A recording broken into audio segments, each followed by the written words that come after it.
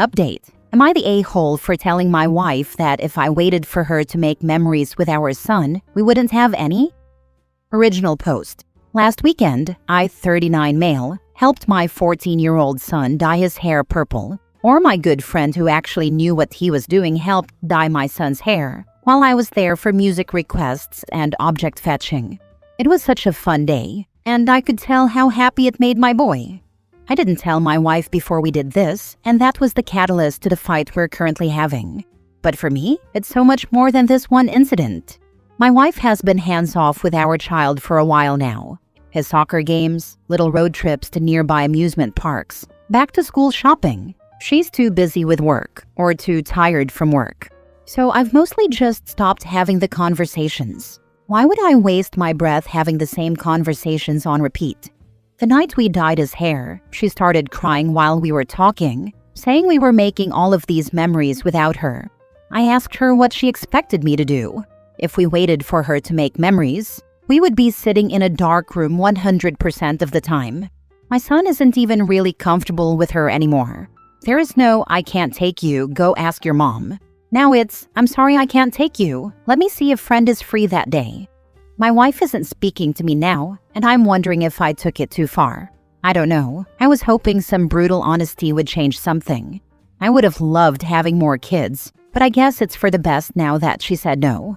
Edit. I'm a stay-at-home dad. The original plan was for me to start working again when our son went to kindergarten, but my wife was gunning for a promotion around that time and asked me to stay at home longer. Once she got the promotion, her hours increased, so that time was extended once again. I am responsible for all the household chores and general homemaking tasks. I cook, clean, do all the yard work, and all the grocery shopping, etc. I do enjoy being a stay-at-home dad, but I've been ready and willing to rejoin the workforce for a decade now. At this point, I will be getting a job when my son turns 16 and can get himself to and from school. But my wife still refuses to cut her hours even if I get a job, and gets frustrated every time I bring it up. There is no point in me forcing my son to ride the bus or figure out a ride for himself if my wife still won't make the effort or compromise in order to spend time with him. Now for the top comments before reading the update. Why don't you have a job? You don't get to put the financial load on your partner and then complain that they work long hours or are too tired to participate from working long hours to fully financially support your family. Get off your butt and get a job. I was only planning on being a stay-at-home dad until he went to kindergarten. That kept being extended. Every time I've mentioned job hunting in order to take some of the load off her, she's been annoyed and said it won't work since someone needs to pick our son up from school until he starts driving in 2 years. Basically, she wants me to stay home until at least when our kid can drive so that I can get him around. She also wants me to be home to do the cooking, cleaning, and grocery shopping. I don't understand why people are so angry when, while I like being a stay-at-home father and doing the typical homemaking tasks, I'm more than willing to rejoin the workforce. That's not even what I came here to ask. Listen, this could easily be a gender-swapped story. There are so many Am I the A-hole posts about wives who've stopped trying to artificially create moments for their husbands to be dads. And you are just as not the a-hole as they are. Being a parent is so much more than financial support. It's about emotional presence. You are there for your son, and it hurts him each time your wife has said she doesn't have time to be there for him, so now it hurts him less to ask. Your son is the priority, not your wife's feelings. She is reaping the consequences of being a parent in finances only. Keep parenting your son. Don't hold back your love for him to make her feel less guilty. Not the a-hole. Not the a-hole. Your son deserves at least one of you to remember he exists. How true. One day, therefore, and next both graduating university. Blink of an eye. So glad I was there for majority of it all, and why still have an amazing relationship with both my adult children. Plus, it's the summer holidays. This is the time to do this silly stuff like dye your hair purple when there's no school rules to deal with. By the time he's 16, he'll be doing this stuff with friends and not his parents, so that window is closing. Now for the update 7 months later. Spending more time on Reddit to keep up with political happenings led to me remembering that I made this account a while ago. The divorce should be finalized within the next 2 months. Before filing, I tried to get my soon-to-be ex-wife to attend counseling with me, but she always refused. The only real answer I have in regard to why all this happened was her finally admitting she cared more about her career than being a wife and mother. Our original custody agreement was going to be me with primary custody, and he'd stay with her every other weekend. That has since changed. My son made it clear he'd want to speak in court about staying with me full-time, so she agreed to that without dragging him into speaking to a judge. She can come see him whenever she wants. So far, she has visited once and called him a handful of times. I'm happy to be moving forward for my son's sake. I don't understand my ex at all. I've started going to therapy myself to try and wrap my head around the past few years. Her lack of any sort of motherhood instinct felt like it was bordering on sociopathic. Finally, remember to be kind to stay-at-home parents. I'm not one anymore as I got a job now, but the fact that my last post had to be locked because people were being so ridiculous toward me for that reason alone says a lot. They have the best job in the world, but also a very hard one. Thank you. Still not the a-hole. Info. How did it lead to divorce? Who initiated it? I initiated it. The other comment got it right. The final straw was her openly saying she shouldn't have been a wife or mother. But after her continually brushing off my requests to go to marriage counseling, I was close to filing anyway. I was a stay-at-home mom for a little over 1 year. Going back to work was a much easier job. Don't get me wrong, I cherish that time I spent with my kids. However, at work you get to take breaks, eat lunch, have adult conversations, etc. It was definitely less exhausting. Hats off to stay-at-home parents. The biggest thing I've noticed since rejoining the workforce is that I'm more confident in myself and my abilities.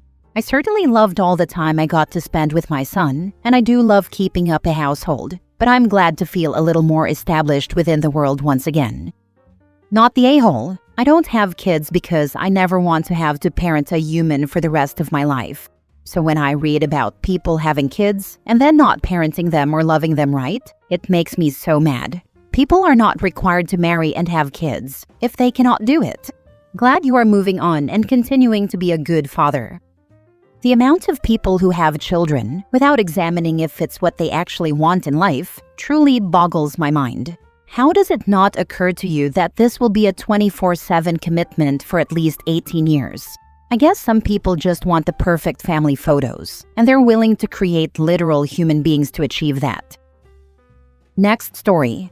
Would I be the a-hole if I asked my daughter and her boyfriend, with their 1-year-old, to leave?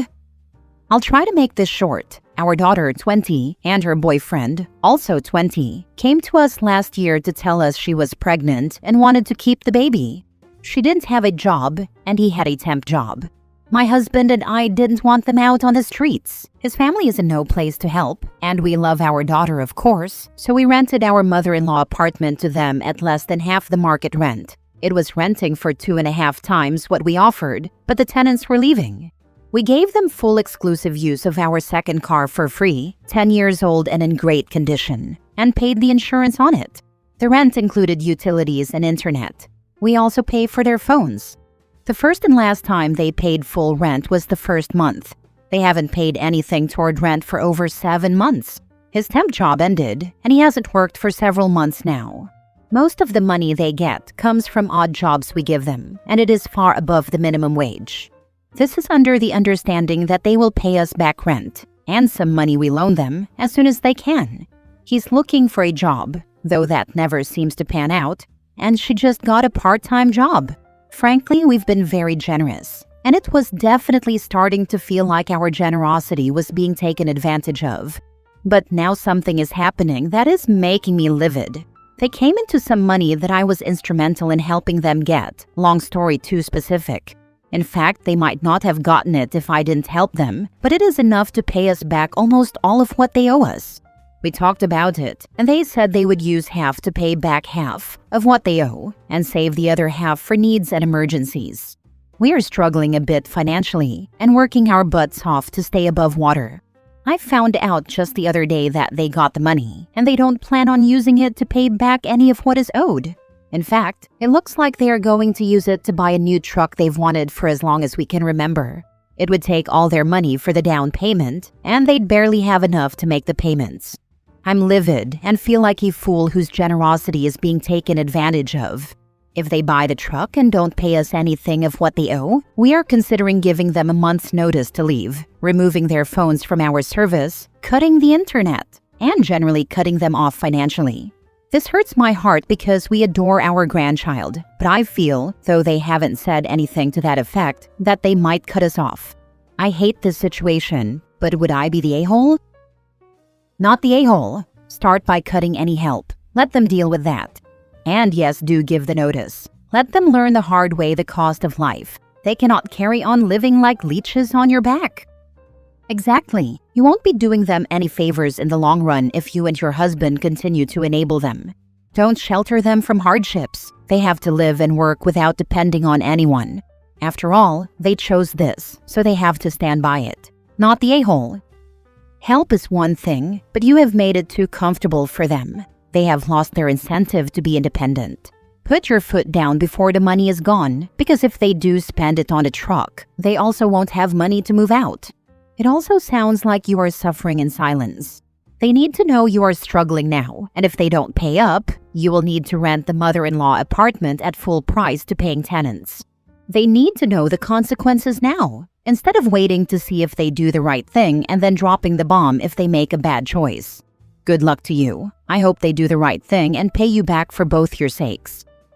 Yes, this is definitely true. They've lost their will to be independent. Info: have you discussed any of this with them? I have told them that if they can't pay back immediately or in regular payments, we can't afford them living there. But I haven't given them the ultimatum: get a truck, get evicted. I think you should have one last conversation that outlines, pay your back rent or we will start eviction proceedings. I wouldn't even bring up the truck because they'll see it as judgmental and controlling from mom, as opposed to it being about the debt. They are adults, they can buy the truck. It undermines you to make it about the truck. Stick to the facts about the debt. If they choose to buy the truck instead of paying you, follow through. At least they'll have the truck to live in. Update: thanks for the discussion and suggestions. I can't reply to everyone who gave good replies and advice. My husband and I decided to give them 2 days to pay back at least half and to sign a loan agreement for the other half. If not, we will turn off their phone and internet and give them 30 days notice, the law in the state. We do have a month-to-month agreement we signed over a year ago. We will also take the car and sell it. We will talk to them tomorrow. If they do pay, the loan agreement will require them to pay back the rest in installments and to pay rent on time and in full. In some ways, even this feels like we are being too nice. Last story. Am I the a-hole for telling my brother he needs to find new childcare? I, 28 female, have been babysitting my 25-year-old brother's boys since his oldest was born, almost 4 now. I switched my work schedule to be able to watch the boys after my overnight shifts and to better help him so he and his wife could still work. And all was well for a bit, until they decided to have a second kid.